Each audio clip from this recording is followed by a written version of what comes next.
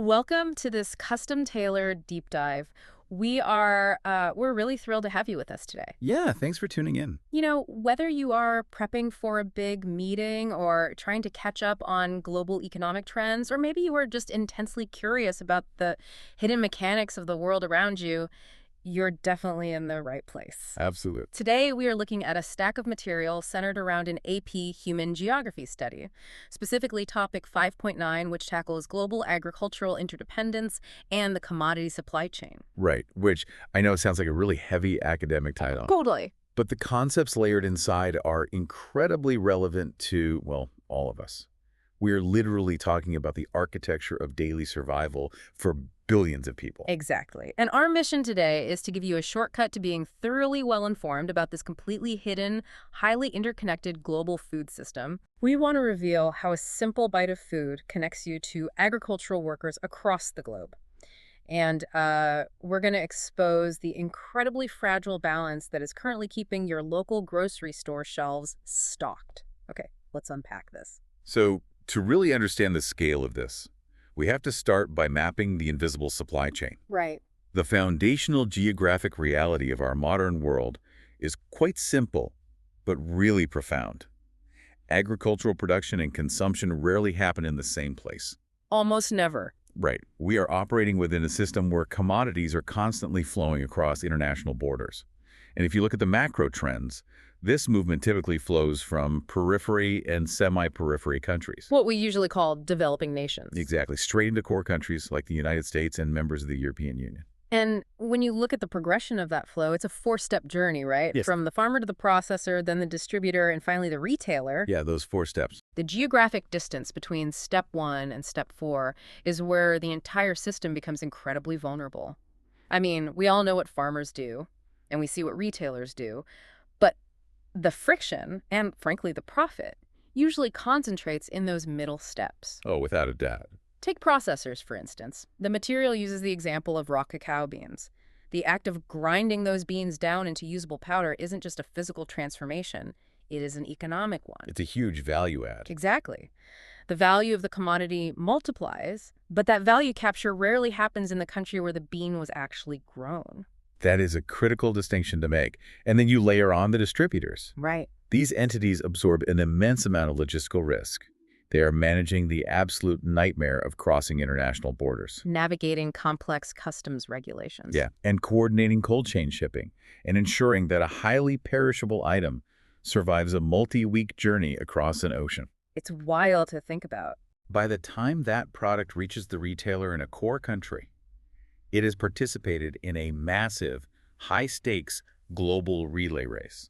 Let's ground this with some of the specific geographic examples from the analysis, because mapping the world's food really highlights that disconnect between production and consumption. Let's do it. We mentioned cacao beans. They require a very specific tropical climate, which is why a massive percentage of the global supply is grown in places like the Ivory Coast. Right. Yet the primary consumption of the finished chocolate happens in the United States and the European Union. Wheat follows a similar, though geographically distinct, pattern. You have massive, highly mechanized production happening in the U.S. Midwest. The breadbasket. Exactly. But a significant portion of that yield is immediately loaded onto ships and sent all the way to North Africa to meet regional consumption deficits over there. Then you have the morning routine. I mean, coffee is grown in the high altitudes of Brazil, but it is responsible for waking up people every single morning across Europe and North America. Brazil is also a major player in soybeans.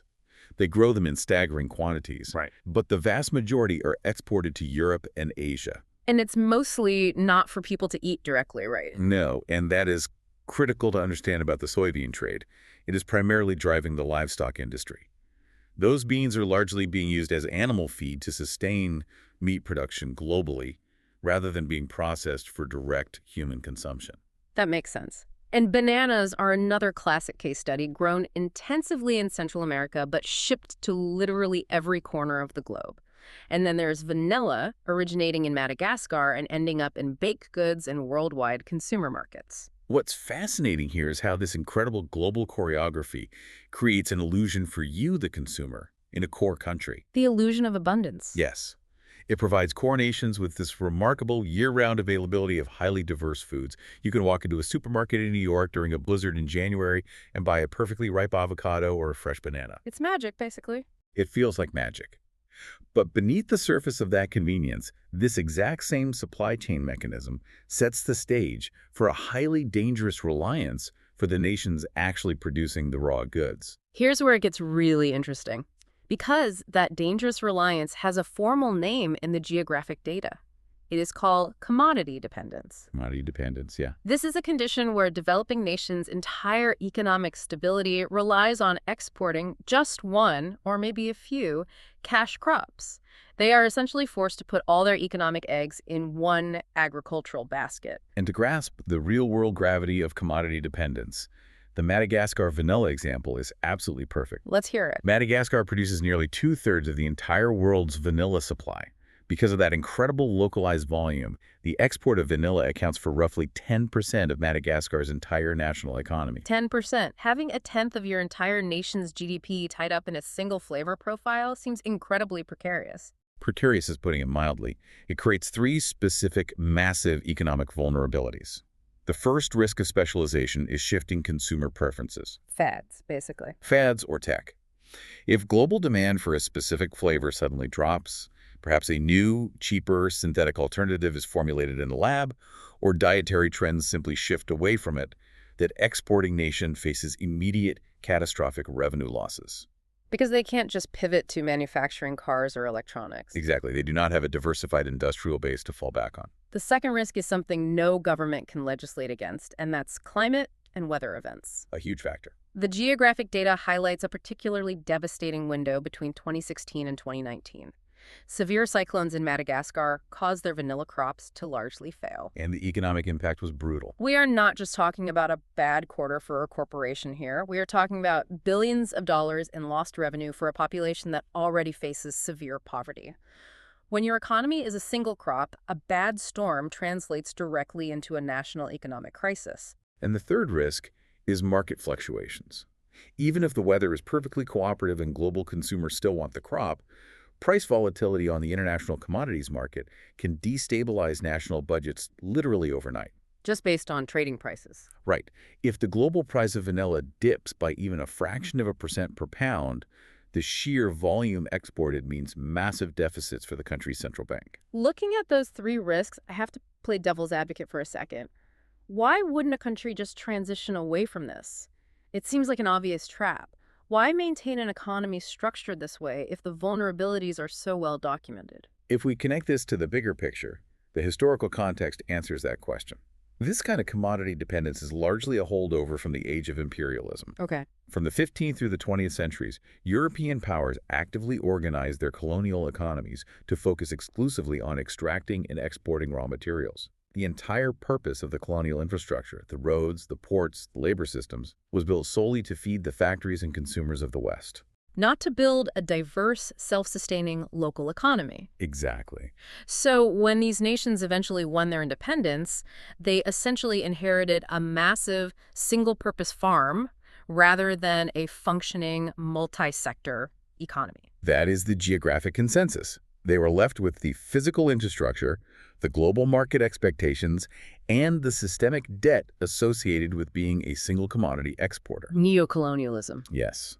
Geographers use the term neocolonialism to describe this lingering dynamic. The argument is that while political empires may have formally dissolved, the economic structures and trade relationships they established still heavily dictate the economic fate of these periphery nations today. That context completely changes the way you view the power dynamics of international trade. It is not just about who has the best product, it is about who holds the historical advantage. But, all those historical realities and political agreements mean absolutely nothing if you can't physically and economically move the food. The analysis outlines three major factors that act like the rules of this global food highway, dictating the efficiency of the supply chain and deciding who gets to participate. The rules of the road. Right. Let's look at the first factor, political relationships, and specifically the role of food subsidies. Governments in core countries frequently provide their domestic farmers with cash payments or significant tax breaks. Which fundamentally alters the global market.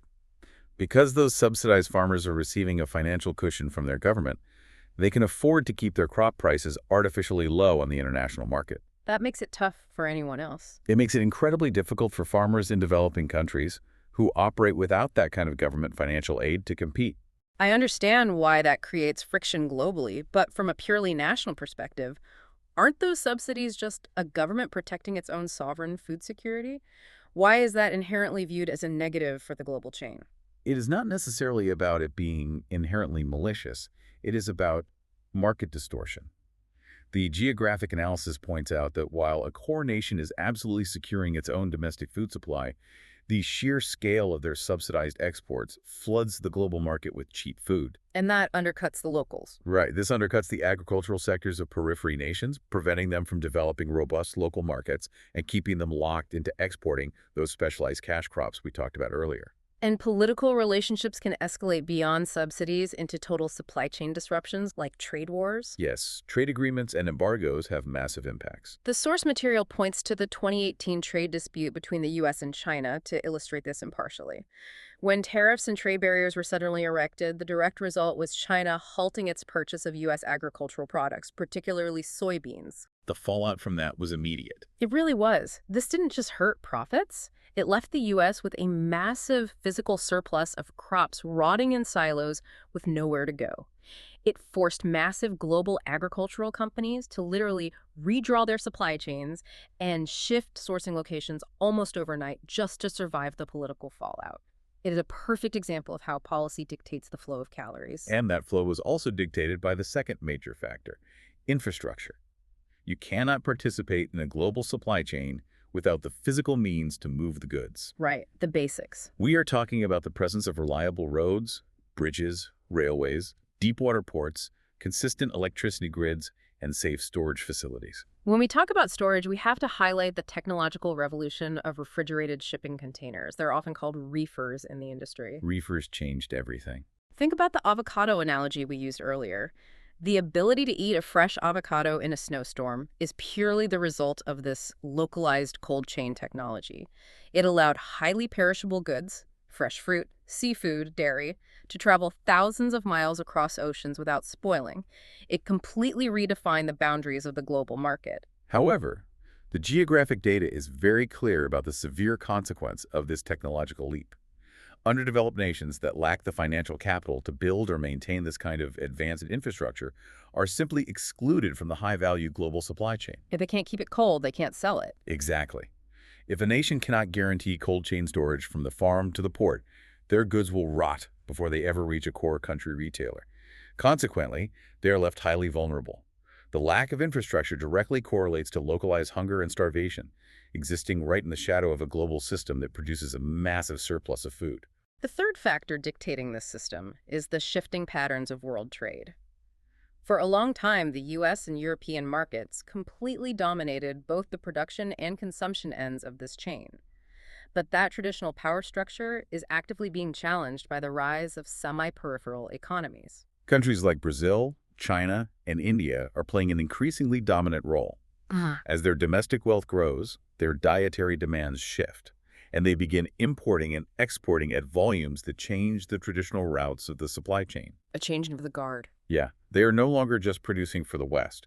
They are producing for each other and for their own rapidly expanding middle classes. Alongside those shifting national powers, we are also seeing a shift driven by consumer market models, specifically the fair trade movement. The analysis frames this movement as an attempt to directly rectify the massive margin inequality we discussed earlier. Right. You know, the reality where commodity farmers in the periphery earn pennies for their raw goods while retailers in the core countries capture massive profit margins. Proponents of the fair trade movement argue that this mechanism is necessary to stabilize periphery economies. The mechanics are relatively straightforward. Consumers in core countries voluntarily pay a higher premium for a product with a fair trade certification. Paying a bit more for a cup of coffee. Exactly. That extra revenue is designed to bypass the traditional middlemen and guarantee a fair living wage for the farmer. And it goes beyond just a wage increase, right? The extra capital is usually managed cooperatively and invested directly back into the local community. It funds the purchase of modern farming technology, helps build educational facilities, and improves local medical care. It is essentially an attempt by consumers to use their purchasing power to manually correct the imbalances left behind by neocolonialism. So what does this all mean? We have navigated the complexities of international tariffs, infrastructure divides, and historical trade routes. But how does this connect back to you listening to this right now? Well, it connects because your purchasing decisions are the engine of this entire machine. The driving force. Precisely. This massive global system does not operate in a vacuum. Every single link in the chain has profound ripple effects on both the planet and its people. Environmentally, the sheer global drive to meet the demand for high-value commodities, especially things like soybeans and beef, causes severe ecological degradation. The environment takes a huge hit. The data directly links the expansion of these specific commodity markets to large-scale deforestation in the Amazon, significant increases in global greenhouse gas emissions from international shipping, and massive overfishing threatening ocean biodiversity. The environmental cost of that year-round availability is incredibly steep, and the social impacts are equally profound. Without a doubt. Because large-scale agricultural production requires immense amounts of labor, these global supply chains actually dictate international migration patterns. Human labor physically shifts across borders to meet the seasonal production needs of these massive agricultural operations. Furthermore, the policies, tariffs, and market prices set by the core countries directly control the economic health of rural communities in developing nations. This raises an important question regarding global food security. The interconnected system we have built over the last century is an undeniable marvel of human logistics. It provides you with an incredible, unprecedented variety of foods at your local grocery store. It's amazing when things go right. But because it is so extended and so heavily reliant on specialized production zones, it is deeply fragile. If a core country is relying on a staple crop grown 5,000 miles away, any friction in that chain can be disastrous. A disruption in one part of the world, whether it is an outbreak of armed conflict blocking a major shipping lane, a sudden trade embargo, or a severe regional drought in a major producing nation, does not remain a local problem. It goes global instantly. It can instantly cause massive food shortages and price spikes thousands of miles away.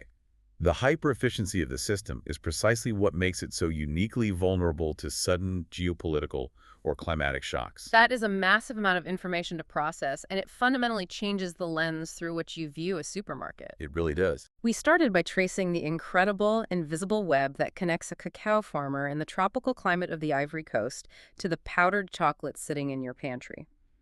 We explored the logistical miracle and the exclusionary nature of refrigerated shipping containers.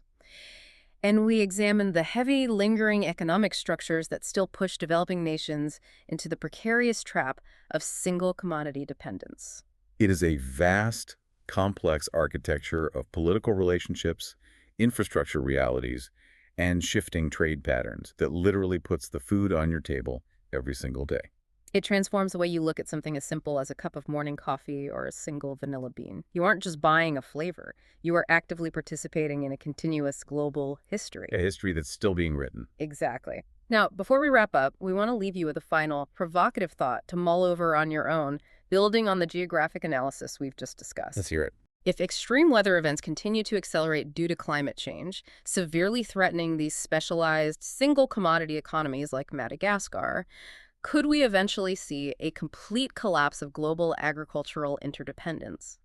And if the core countries are forced to rely entirely on localized, tech-driven indoor farming to survive those climate shifts, what happens to the developing economies in the periphery whose entire existence was structured by neocolonialism to feed the West? This is a fascinating thing to consider. It is a heavy question, but one absolutely worth considering the next time you walk down the grocery store aisle. Thank you so much for joining us on this deep dive. Stay curious, keep asking questions, and we will catch you next time.